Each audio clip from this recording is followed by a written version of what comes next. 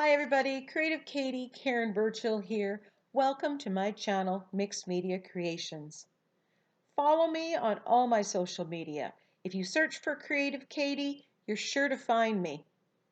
If you wish to support my channel, you can shop through my Amazon influencer links or make a direct donation through my PayPal link. Both can be found in the description box below. Thank you for your support. Hit the subscribe button if you're not already a subscriber.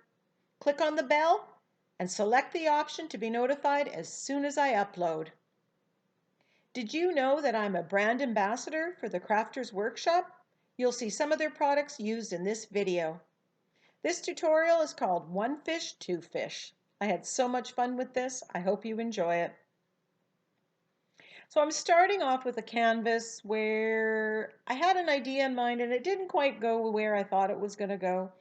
So I decide I'm just going to add some tissue paper and build up some interesting texture onto this canvas. This canvas is a 20 by 10 but please don't let that deter you. Everything I'm showing you how to do here can be done in an art journal page, on a cradled wood panel, a canvas board, and on different sizes. So I'm layering several layers of tissue paper on here. Some places are going to have up to 4 layers, some are going to have 1 layer. I just want to build up textures. So I'm crumpling up the paper and I'm applying it very roughly, quite honestly, with gel medium or Mod Podge. I've used both and I honestly can't remember which one I use here. And I'm wrapping the tissue paper around the edges because I want the texture to continue there. By adding more than 1 layer of tissue paper, it really builds up the texture. Now I've used this stencil, and I'll put a link to it in the description box because I believe it is available in Amazon, and that was off camera. I've added that stencil, and then I grabbed the chicken wire reverse stencil, which is an absolute, in my mind, must-have stencil. This is the 12 by 12. I love the scale of it. I love how this looks when you use modeling paste. I love how it looks when you just use paint through it. It just really is a winning stencil in my mind. And you'll see how I use it and how it really works well on this canvas. I'm just applying the modeling paste, the light and fluffy modeling paste with my palette knife, and then giving this a good dry. Now, all I know at this point is that I want bright colors. Bright yellow, bright green, bright magenta, bright blues. And I love when these colors mix. So the pink and the yellow make kind of an orange, and the green and the yellow make a lime green. Now I know purple, if I mix it with the yellow or if I mix it with the green, that's going to make mud, so I'm not going to do that.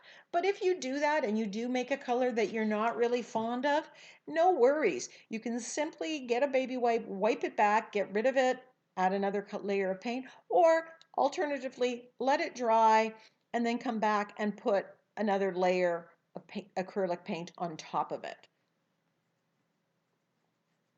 Sometimes if it's really dark, you might want to put gesso and then put another color of paint, but it's always savable.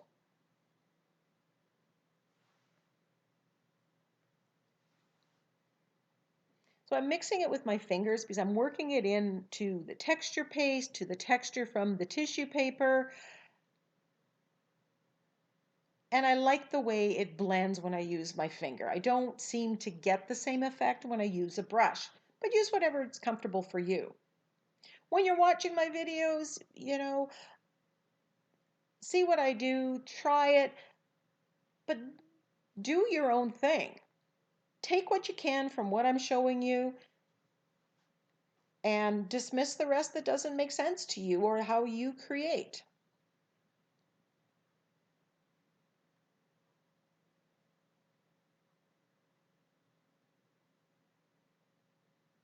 As I've said numerous times before, I am not a formally trained artist. I am someone who has always done creative things, who's always done different kinds of crafts, who loves working with color and pattern and design, and is willing to share.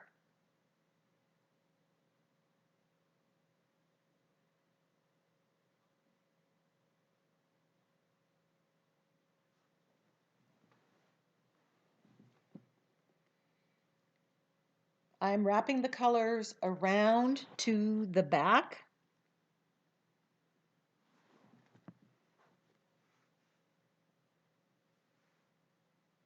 or the sides as well. I like that look. Some people just paint them black or one color.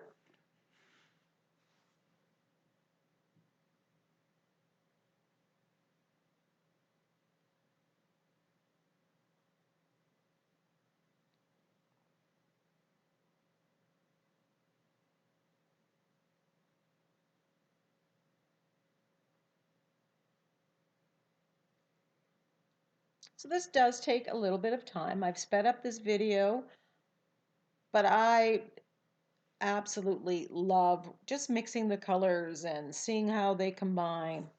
I find that just so zen.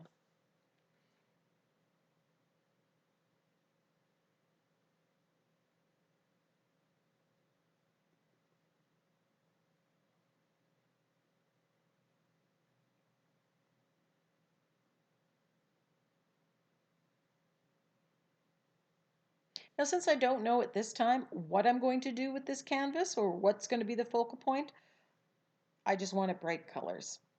Sometimes you have a definite idea, and sometimes things work out better if you don't.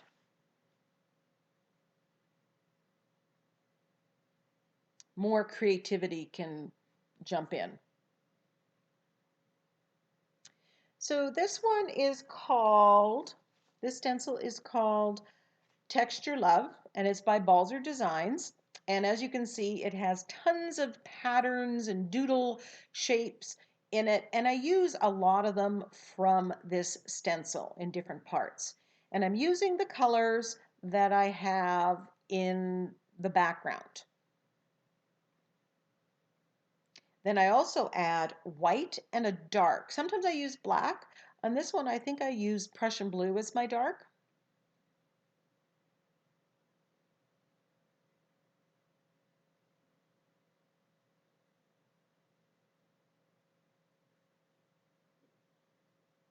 And I usually take the same pattern from a stencil and do it with at least a couple colors.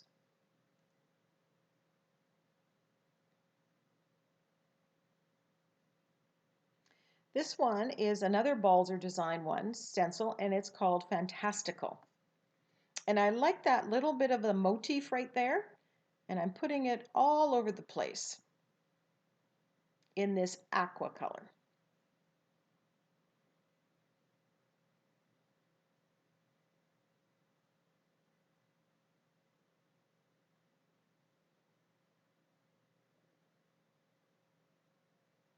Then I grab my white and I'm putting it in white. So as I said, often the same pattern, I do in two different colors. I get a little carried away here with this stencil. I'm loving it so much that I add a lot of this onto here. But I know that I'm going to put more patterns on, and you can layer on top of these, and that just pushes some of these further back. Here's the chicken wire reversed, and since I have that as texture, I'd like to have it also as just stenciled with acrylic paint.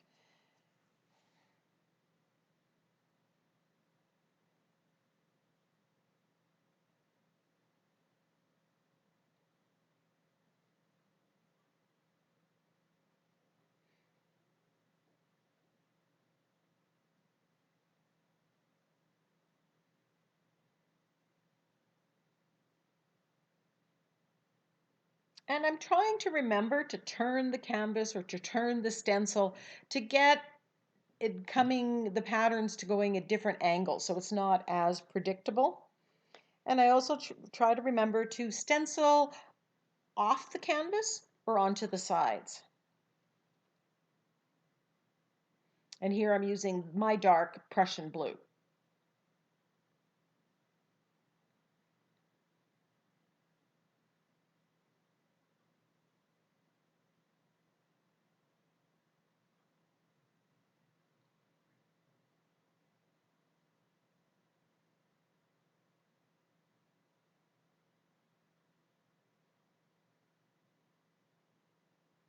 I think from this stencil I've used at least 3 of the patterns. So this is another great stencil, especially one when you to take if you are going on a trip because you have so much right with one stencil.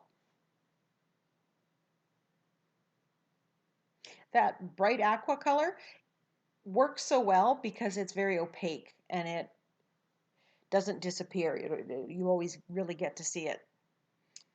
So here I go back and I add more of these white from this stencil. Fantastical.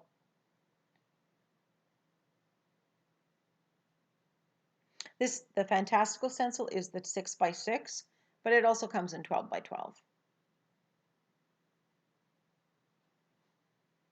And this shows how you can take just one little motif on a stencil and use it instead of the entire stencil work. And get the most out of your stencils.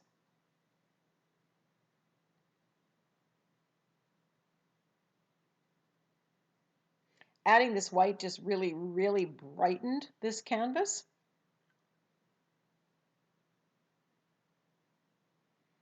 And here's a picture of the canvas when I have all the pattern down. So it sits for a while, and I decide that I'm going to put some tropical fish on this. So I got these fish off of Pinterest, and I'm just using the shape, and I have them in a couple different sizes, and made my own templates, and I'm just tracing them out with my Stabilo All pencil.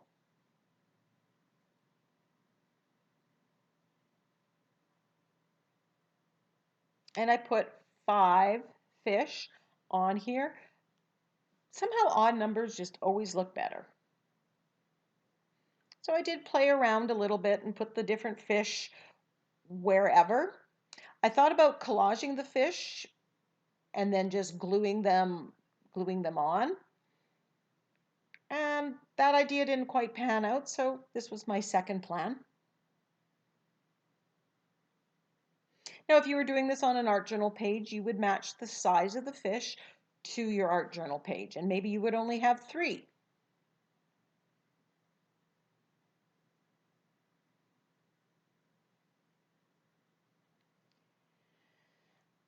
At this point, I wasn't sure if I was going to paint out the entire background or if I was just going to shade around the fish, like I'm doing here, and that would make it pop enough that the fish would stand out. So I'm giving it a try with one of them. And I'm saying, is that showing me, is it popping enough? And I decide that no, it's not. So I'm basically doing negative painting now. I have the bright aqua color, the Prussian blue, and then I grab the yellow green, and I'm mixing them, just kind of dabbing into them, and then just brushing it on around in all the negative space around all the fish. I don't want the background to be one tone. So some is darker, some is lighter, some looks a little more green. I want that difference in there. And sometimes I get kind of lost with where the pattern is, where the line is. And so that's why I'm putting the templates back on just to help me focus.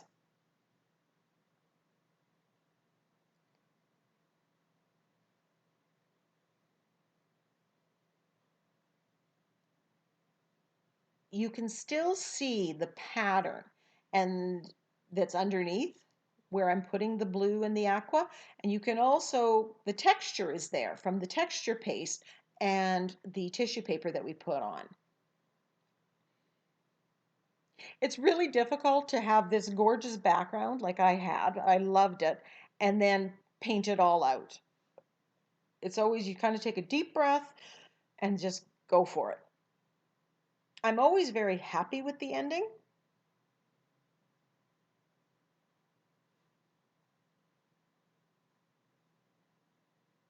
But then I'm always really sad sometimes to see the background disappear.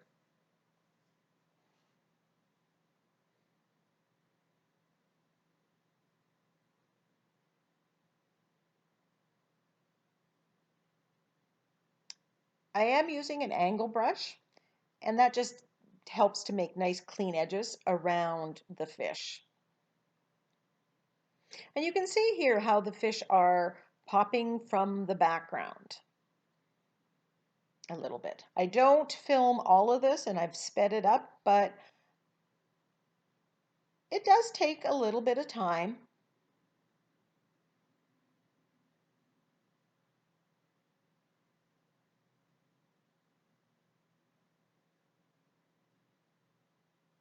I was so very thrilled with how this canvas was working out.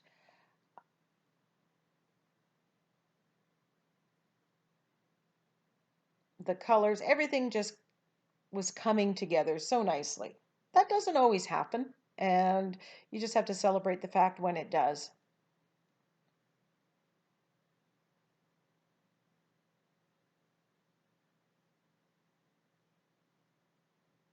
This is getting into nighttime, and the lighting in my studio is absolutely horrific, and it doesn't get any better. So now that the background is all painted with the aqua and the Prussian blue, I am shading using the floating acrylic technique around the fish to make, with black, to make the fish stand up, pop out from the background.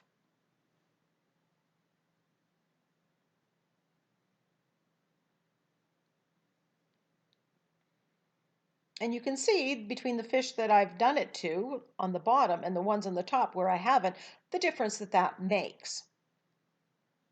Now, if you haven't mastered or don't want to try the float technique, you can take a Stabilo all pencil and go around it. You can take a charcoal pencil and go around it. Inktense pencil, and then reactivate it and get that a similar kind of shading effect. So lots of ways to get the same effect.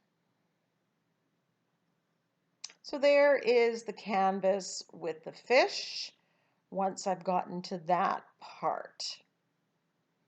Then I get out my fine line bottle, and some parts here have been missed because I was just so involved in creating that I forgot about the camera. And I decided I'm just going to outline the fish in gold with my fine line bottle. Now the gold, when it's in a fine line bottle, you need to shake it up fairly well. It does somewhat settle.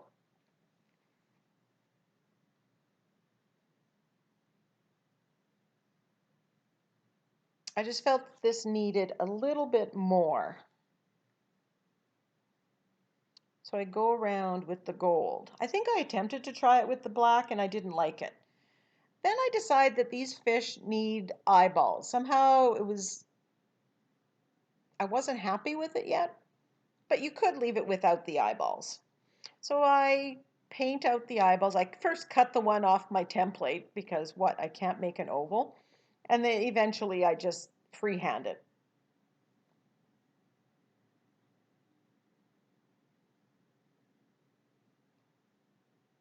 And I think I just use white paint instead of, but you could put gesso and then white paint.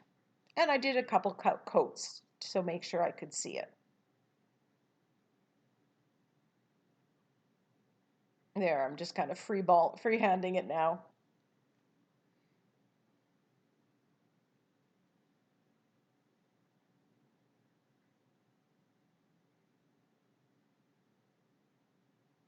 Not only was I forgetting to turn on the camera, I also forgot to make dinner that day. My husband comes home and I had a lovely canvas. I just didn't have a lovely dinner. Oops.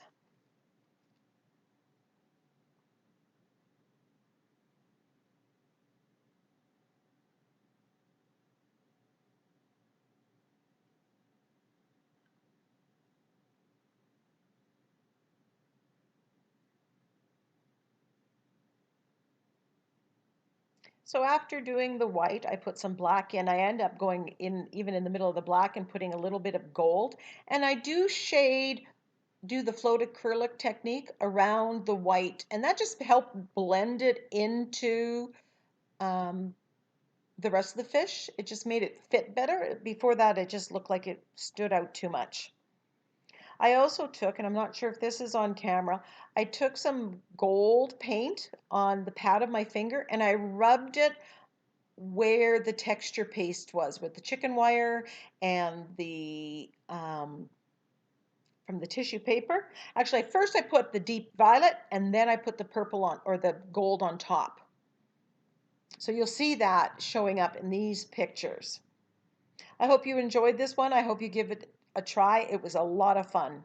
There you can see the gold, how it really, really pops. I also added some more gold detail in the fin of the tail, or the tail. I love this one. I think it would make a perfect addition to a kid's room. There's the background before I did anything. And there it is once you add the focal point. Stay tuned for more Creative Katie inspiration.